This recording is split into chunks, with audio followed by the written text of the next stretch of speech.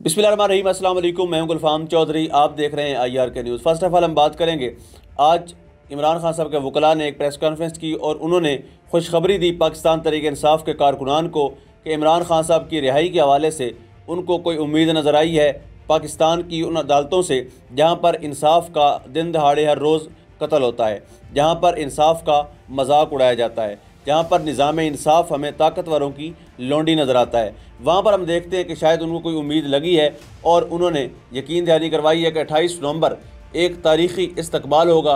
ये कहना था बैरिस्टर गौहर साहब का। अब देखते हैं कि क्या उनको जो उम्मीद है इंसाफ की वो उम्मीद पूरी होती है या हमेशा की तरह कोई ना कोई फ़ैसला ऐसा आड़े आ जाता है जो इमरान खान साहब को जेल से बाहर निकलने से रोक सकता है। ये फ़ैसला 28 नवंबर को होगा। उसके बाद उन्होंने एक और बात की कि जिस तरह से पहले चलता रहा बल्ला का निशान इलेक्शन कमीशन के हवाले से, जो एक मुतनाज़ चीज़ें चल रही थी कि शायद पता नहीं दोबारा मिलेगा या नहीं मिलेगा, वापस ना ले लिया जाए, तो खैर PTI को बल्ले का निशान मिल गया है और पाकिस्तान तहरीक इंसाफ जो है वो बल्ले के निशान पर ही इलेक्शन लड़ेगी। लेकिन एक बात याद रखें नाज़रीन कि अगर इमरान खान को बाहर निकलने का मौका दे दिया गया और अगर वो पब्लिक में आ गए तो नवाज शरीफ साहब को जो इस्तकबाल किया गया है, जो प्रोटोकॉल दिया गया है, जो NRO दिया गया है, जो डील की गई है, इस सारी का बेड़ा गर्क हो जाएगा। ये बिल्कुल काम नहीं आएगी क्योंकि मकबूलियत है वो इमरान खान के पास है और कबूलियत नवाज शरीफ के पास है। इस बार कबूलियत को आवाम मान नहीं रही। पहले उसी की मकबूलियत होती थी जिसकी बड़े घर से कबूलियत हो जाती थी, लेकिन अब ऐसा कोई सीन रहा नहीं।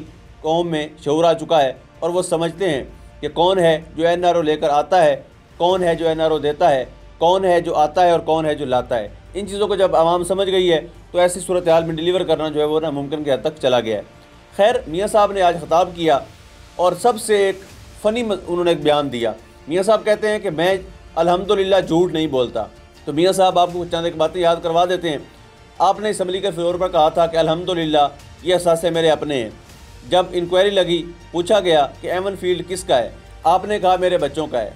बच्चों का मैं जवाब दे नहीं हूँ। बच्चों से पूछा गया, उन्होंने कहा ये अब्बू का है, अब्बू का हम जवाब दे नहीं है। यानी बाप बेटों का जवाब दे नहीं है, बेटे बाप का जवाब दे नहीं है।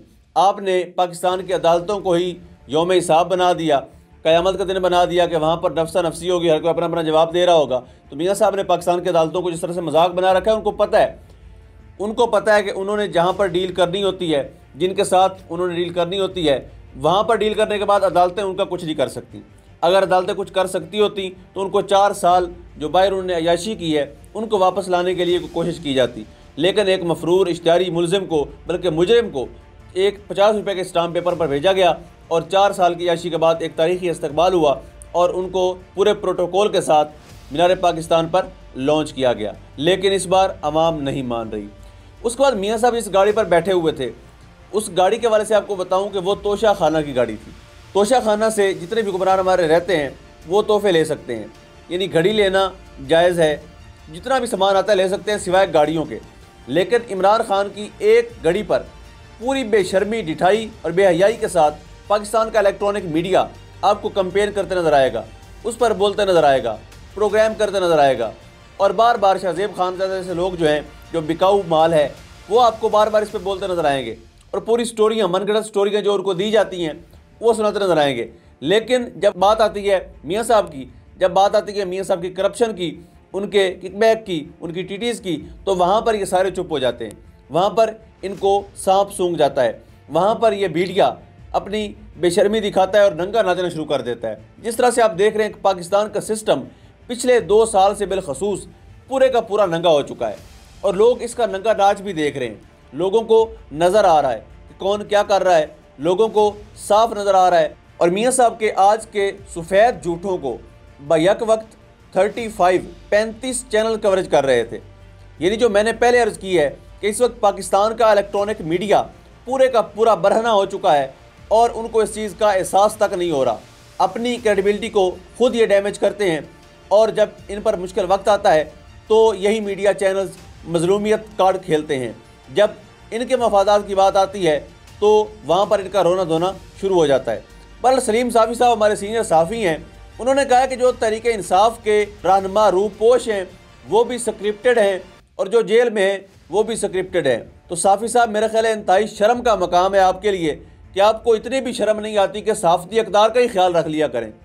आपको इतना भी एहसास नहीं है कि आप थोड़ा सा लिहाज रख लें, आप थोड़ा सा शर्म या कर लें कि उस्मान डार की वालदा को रेप की धमकियाँ दी जाती हैं? क्या वो भी स्क्रिप्टेड था? क्या सदाकत अब्बासी को जो गायब किया गया और जिस तरह अपनी वालदा गला के रोए, क्या वो भी स्क्रिप्टेड था? मुशर्रफ जमशेद चीमा, जितने भी इनके रहनुमा थे, इनके छोटे छोटे बच्चे हैं जिनको गायब किया गया, जिनकी फैमिलीज़ को गायब किया गया, क्या ये सारा स्क्रिप्टेड है? तो ऐसा बेहयाई वाला स्क्रिप्ट आप ही लिख सकते हैं और आप ही ढिठाई के साथ बोल सकते हैं। यानी इंतहाई शर्मनाक ये स्टेटमेंट थी सलीम साफ़ी साहब की, जिस पर ये काबिल मजम्मत भी है और इंतहाई अफसोसनाक भी है। उसके बाद एक और ख़बर शामिल करते हैं। इमरान खान साहब और शाह महमूद कुरैशी साहब को मंगल वाले दिन उनको अदालत में पेश किया जाएगा। और साथ ही खुशखबरी, जिस तरह मैंने शुरू में बताया, पाकिस्तान तहरीक इंसाफ के सीनियर वकला भी बता चुके हैं कि इंशाअल्लाह खान साहब सुर्खरू होंगे। आखिर में हम बात करते हैं, पाकिस्तान में इस वक्त एक और ड्रामा चल रहा है, यानी अगवा बराए तावान आपने सुन रखे होंगे, लेकिन अगवा बराए बयान, अगवा बराए प्रेस कॉन्फ्रेंस, अगवा बराए इंटरव्यू, ये भी इंट्रोड्यूस हो गए हैं मार्केट में। जिस बंदे को उठाया जाता है उसको कुछ अर्सा गायब रखा जाता है और उसके बाद वो कहीं पर कभी जहांगीर तरीन साहब के दफ्तर से मिलता है, कभी कामरान शाहिद के घर से मिलता है, कभी वो समानी के दफ्तर से मिलता है। यानी मुख्तलिफ जो बंदे गायब होते हैं तो कुछ अरसे बाद या किसी चैनल से मिल जाते हैं या इस्तेहकाम पाकिस्तान पार्टी के दफ्तर से मिल जाते हैं। यानी ये चंद जगह हैं जहाँ पर नामालूम अफराद जो मिसिंग पर्सन है वो मिल जाते हैं। वहाँ पर कोई जादुई छड़ी है उनके पास कि जो मारते हैं और जितने भी लोग मिसिंग होते हैं वो वहाँ पर पहुँच जाते हैं। जिस तरह से इंटरव्यूज़ का शुरू हुआ सिलसिला, उसमें जिस तरह खबर मानिका का इंतहाई शर्मनाक इंटरव्यू शाहजेब खानज़ादा ने किया, और शाहजेब खानज़ादा के ये आदत है शुरू से ही बदतमीज़ी करने की, उनकी आदत है, और उनको डॉक्टर ताहिर कादरी साहब जैसा बंदा काबू कर सकता है। जब उन्होंने इंटरव्यू लिया था कुछ साल कबल, तो डॉक्टर साहब ने इंतहाई तहम्मुल के साथ बड़े हल्की सी आंच पर शाहजेब साहब की चित्रौल भी की थी, उनको समझाया भी था, साफ़ती इक़दार भी बताई थी। अब जो गर्दिश कर रही है खबर वो ये कि मलिक रियाज का इंटरव्यू लिया गया है, और मलिक रियाज कौन है ये सब जानते हैं। पाकिस्तान में लैंड माफिया कौन है ये सब जानते हैं। पाकिस्तान में बदमाशी कौन करता है, अयाशी कौन करता है, सब जानते हैं। मलिक रियाज साहब की जितनी सोसाइटीज़ हैं वो किस हद तक आपको टैक्स देती हैं, सब जानते हैं। बाकी छोड़ दें, मलिक रियाज साहब के हवाले से उनकी बीवी क्या कहती हैं कि ये झूठ बहुत बोलते हैं, ये उनकी बीवी की स्टेटमेंट है।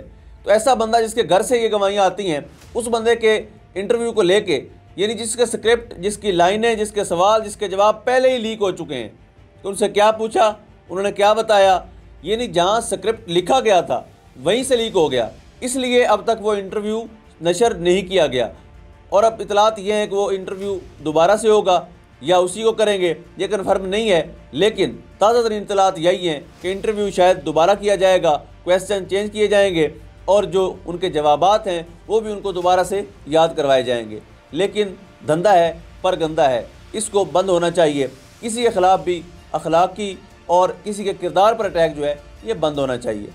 ये इंतहाई शर्मनाक है और काबिल मज़म्मत है। अल्लाह पाक वतन अज़ीज़ का हामी और नासिर हो।